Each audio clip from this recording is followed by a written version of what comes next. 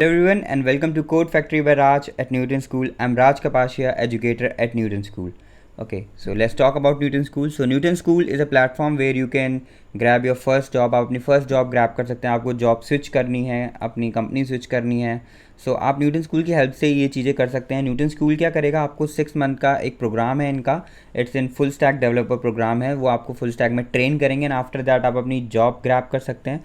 सो full stack इस training के दौरान आपसे कोई भी फ़ीस नहीं ली जाएगी न्यूटन स्कूल्स की तरफ से.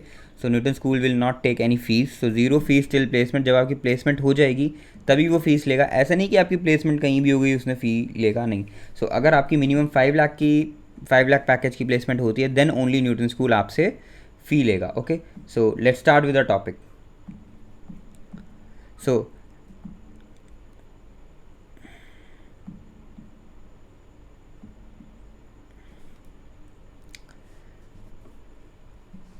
Today's topic is operators in C++. इससे पहले हमने इनपुट आउटपुट की वीडियो देखी है और हेलो वर्ल्ड प्रोग्राम की वीडियो देखी है. अगर आपने अभी तक वो स्टार्टिंग वाली वीडियोस नहीं देखी हैं, आप आई बटन में जाकर विजिट कर सकते हैं या डिस्क्रिप्शन में वो वीडियोस हैं, या आप चैनल पे जाकर उन वीडियोस पे विजिट कर सकते हैं. Okay, so let's start with our today's topic. So it's an operator in C++.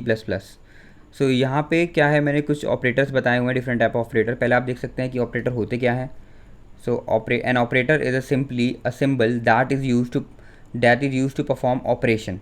Okay, so operator is simply a symbol that is used to perform operation. This is the definition of operator. So there are several types of operator. यहाँ पे कुछ types के operator हमने mention किए हैं. arithmetic operator, relational operator, logical operator, bitwise operator, assignment operator और ternary और conditional operator. एक एक करके हम इन ऑपरेटर्स को थोड़ा डीप में देखेंगे, ये है क्या और इसके एग्जांपल्स क्या हैं. Okay, so let's start with our arithmetic operator.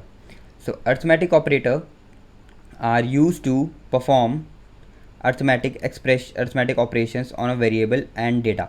Arithmetic आपको पता है क्या होते हैं, like values, like if you are having plus minus multiply.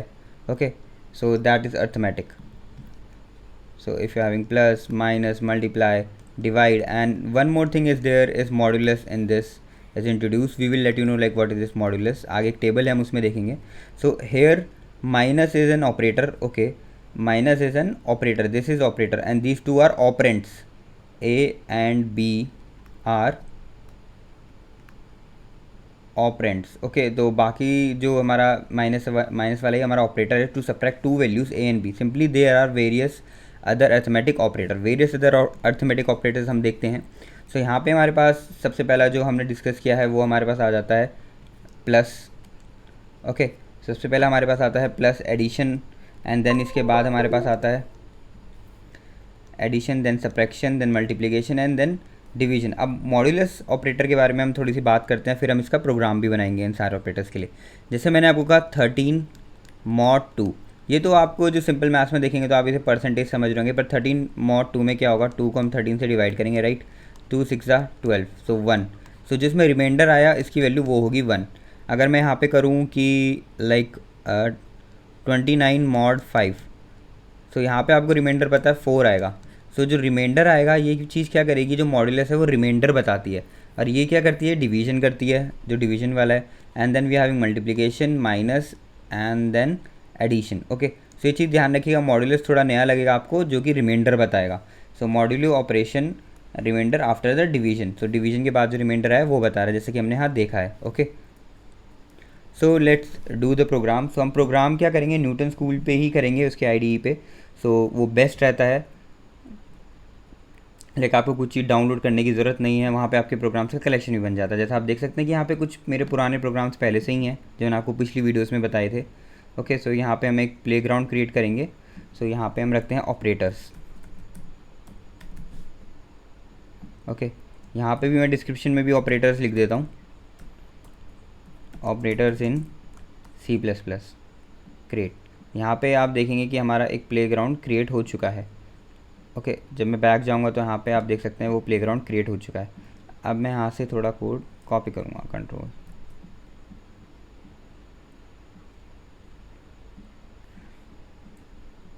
सो एक चीज़ हमेशा ध्यान रखें, यहाँ पे टेक्स्ट प्लेन है तो यहाँ पे इसे C++ में ज़रूर कन्वर्ट कर लें. ओके,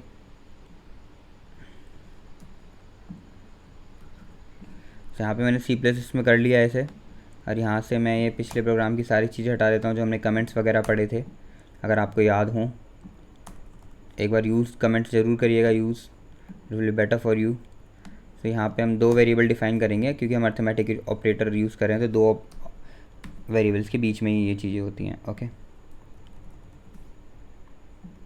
तो हमें पता है कि हम यूज़र से इनपुट ले सकते हैं, एंटर द वैल्यू ऑफ ए, ऐसी से हम कॉपी करते हैं और बी के लिए भी बनाते हैं,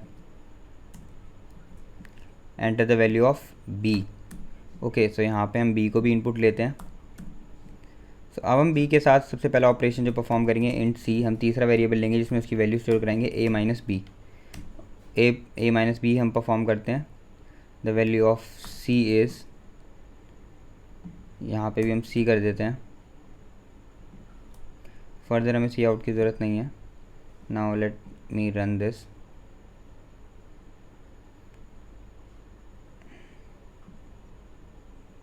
सो यहाँ पे एक एरर आ रहा है, std सी आउट। ओके,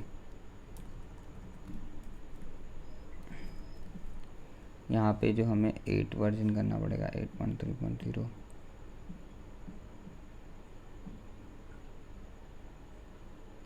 ओके, यहाँ पे हमें कस्टम इनपुट देना पड़ेगा, then it will run. Okay, so यहाँ पे मैंने सबसे पहले क्या करा है, 12, ए को 12 दिया एंड देन 13। ओके, देन हम इसे रन करेंगे। सो यहाँ पे -1 वैल्यू आ चुकी है। -1 किस लिए आएगी, यहाँ पे मैंने रन पे क्लिक कर दिया पर मैंने यहाँ पे इनपुट नहीं डाला था, इसलिए वो गार्बेज वैल्यू दिखा रहा था पहले। तो आप यहाँ पे वैल्यूज़ डाल लें ए और बी की। ओके, सो यहाँ पे मैंने ए की वैल्यू 12 डाली और बी की 13 डाली। सो फिर हमने क्या करा, हमने ए को बी में से माइनस कर दिया, 12 को 13 में से माइनस करा, तो आंसर क्या आएगा, -1, जो कि हमारी स्क्रीन पर आ गया है। अब हम प्लस ऑपरेटर देखते हैं। सो इनका एडिशन आ जाना चाहिए, जो कि हमारा होगा 25। सो यहाँ पर 25 आ गया है। देन इसके बाद हम मल्टीप्लिकेशन ऑपरेटर देखते हैं और वैल्यूज़ हम थोड़ी छोटी कर लेते हैं, जैसे 3 एंड 6। सो मल्टीप्लाई ऑपरेटर का इसका आंसर होगा 18 आ गया है। अब यहाँ पे हम डिवीज़न कर लेते हैं। डिवीज़न में यहाँ पे आएगा 0 क्यों आ रहा है यहाँ पे, क्योंकि ये पॉइंट की वैल्यू आएगी, तो इसलिए 0 आ रहा है। अगर ये पॉइंट की वैल्यू नहीं होती, लाइक अगर यहाँ मैं फ्लोट लिख लेता, जैसे मैंने आपको डेटा टाइप्स बताए थे, तो यहाँ पे 0 नहीं आता है। इंट सिर्फ पॉइंट से पहले वाली वैल्यू उठाता है। तो यहाँ पे मैं अब हिट करूँगा इसको रन, तो यहाँ 2 आ जाएगा, क्योंकि ऊपर वाली वैल्यू बड़ी है तो 0 से बड़ा है। ओके, तो यहाँ पे 2 आ गया। अब मैं इसके बाद जैसे कि यहाँ पे डिवीज़न हो गया, प्लस हो गया, मल्टीप्लिकेशन हो गया, यहाँ पे हम मॉड्यूलस देखते हैं। अब यहाँ पे जो रिमाइंडर है इस केस में क्या होगा, इस केस में रिमाइंडर 0 होगा, क्योंकि 6 से 3 डिविजिबल है। तो यहाँ पे आप देखिए 0 आ गया। अगर मैं यहाँ पे 8 कर देता हूँ तो रिमाइंडर क्या आना चाहिए, 2 आना चाहिए। तो आप यहाँ पे देखेंगे अब रिमाइंडर 2 आ गया है। ऐसी आप वैल्यूज़ देख सकते हैं, 11 मैं करूँगा तो भी 2 आना चाहिए। सो ये बेसिकली जो मॉड्यूलस है ये हमारा हमें रिमाइंडर बताता है। ओके, सो ये हमने अर्थमेटिक ऑपरेटर देख लिया है। अब so let's move on to assignment operator. Assignment operator का आपको नाम से पता लग गया होगा, अगर किसी को किसी चीज़ की वैल्यू असाइन करनी, जैसे मैं लिखता हूँ इंट a = 3, तो यहाँ जो मैं 3 में एक वैल्यू असाइन कर रहा हूँ जो 3 है, किसकी हेल्प से, असाइनमेंट ऑपरेटर। वो ऑपरेटर कौन सा है, इक्वल टू। सबसे पहला जो ऑपरेटर है वो इक्वल टू है। असाइनमेंट ऑपरेटर होते क्या है, in C++ assignment operator are use to assign values to variable, जो मैंने आपको अभी बताया। इन टाइम = 6, m को जो वैल्यू असाइन हो रही है 6 हो रही है, इक्वल टू ऑपरेटर की हेल्प से। इसके बाद आता है प्लस इक्वल्स टू का मतलब क्या होता है, अगर मैं a + 3 लिख दूँ तो इसका मतलब है a = a + 3। ओके, इसका मतलब ये है। आप चाहे a को दोबारा ना लिख के a के आगे यहाँ पे प्लस लिख के देन आप कर सकते हैं। देन हमारे पास आता है equal minus, like a - = 3। So ये हो जाएगा मेरे पास a = a - 3। Then a multiply = 3, यहाँ पे हो जाएगा मेरा a = a × 3। देन a/= 3, तो ये हो जाएगा a = a/3। देन मॉड है यहाँ पे a mod 3, a mod = 3, तो ये हो जाएगा a = a mod 3। ओके, तो ये ऑपरेटर्स ऐसे वर्क करते हैं, जैसा कि यहाँ पे मैंने यहाँ पे लिखा भी हुआ है कि उनके सामने की वैल्यूज़ अभी मैंने आपको लिख के भी बताया कि कैसे वर्क कर रहे हैं। अगर आपका आगे भी a है, मतलब स्टार्टिंग वैल्यू a है, तब ये नहीं कि अगर आपके पीछे वाली वैल्यू a है तब आप ये लिखें, नहीं। अगर स्टार्टिंग में ही a है, जिससे डिवाइड करें, जिससे मल्टीप्लाई करें, स्टार्टिंग में जिससे माइनस करें, जिससे प्लस कर रहे हैं, तो ही आप ऐसा लिख सकते हैं, वरना नहीं लिख सकते। So let's see in a programme. सो मैंने यहाँ पे क्या करा है, सबसे पहले मैं कुछ भी डिफाइन नहीं कर रहा थर्ड वेरिएबल, मैं उसी वेरिएबल में चेंज करूँगा ए इक्वल्स टू ए प्लस ए। तो यहाँ पे हम इनपुट नहीं लेते,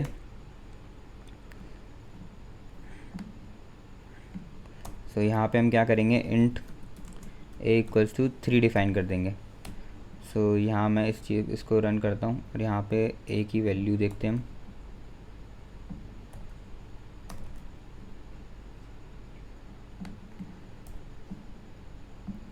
यहाँ पे जो ए की वैल्यू है 6 आनी चाहिए।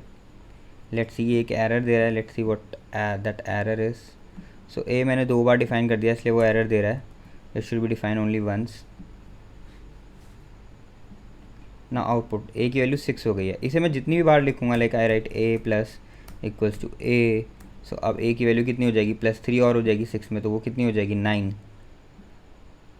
Okay, it is A equals to A plus this custom input, it's showing 12. So let's see out at here also.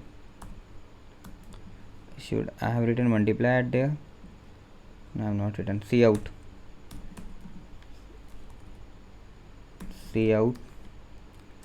a. Okay, 6, the value of a is 12. I think so there is an issue with this, because according to me it should be 6 and now it is showing, okay, yeah, I remember, sorry, at here the value of a becomes 6.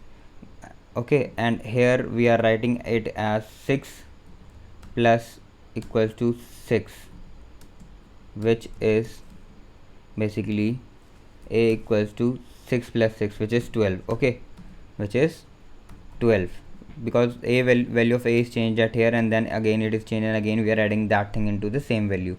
Okay, so now +1 is done. Now we are having subtract part.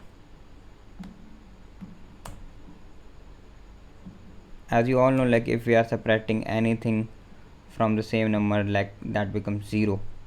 Okay, so what it is, why it is showing 0, it is showing 0 because we are subtracting 3 from 3. This line meaning of this line is a equals to a minus a. As you know, if we are subtracting two same variable, it becomes 0. So now we are having a multiply a, so it will become 9, because here it look like this. Let me run this. Yeah, you can see it becomes 9. Okay, so this is multiply 1, and if I write a division, then let's see. For division you can see 1 because a is divided by a. For modulus, I think it will show 0 because same number is divided by, the remainder is obvious 0. Okay, so we have done with the different assignment operator, plus minus equals to. Okay, so where equals to is coming, that is an assignment operator, remember this thing. Now we are having relational operator, the operator used to check the relation between the operands. Okay, you know what are operands, a, int a and b, at there were operands. So here are some thing which is defined like a greater than b, a less than b, and a equals to b, a greater than equals to b, and a is less than equals to b. Okay, these are to check the relation between, like a is greater, a is small, a is equal. Double equal means we are comparing the values. Okay, we are not assigning. Single equal to mean we are assigning. Double equal to means we are comparing. So you can see like different type of relation operator here. Double equal to, not equal to. If I am writing exclamatory sign and equal, it is checking like a should not equals to b. Okay, if I am writing a equals to b, it is a equals to b. We are checking for the value. If a is 3 and b is 3, it will give 1, otherwise it will give 0. So greater than, you know, less than, you know, greater than equal to, we are checking less than equals to if like it is greater than or equal to, if less or equal to. Okay, so let's work for the relational operators also. So we are having two values, a and b, so b equals to 4. So what I am doing, I am getting this value inside some other variable c, and we are having a display of that variable only c. So c, now what we are going to do, we are going to define like first is c equals to a equals to b. As we know, like a is not equals to b, but still we are comparing, so it will give 0 to c. Okay, it is giving error, I think so.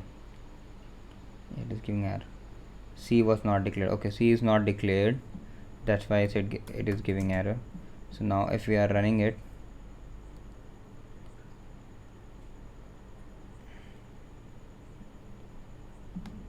okay, this is false. Okay, so let me run this now.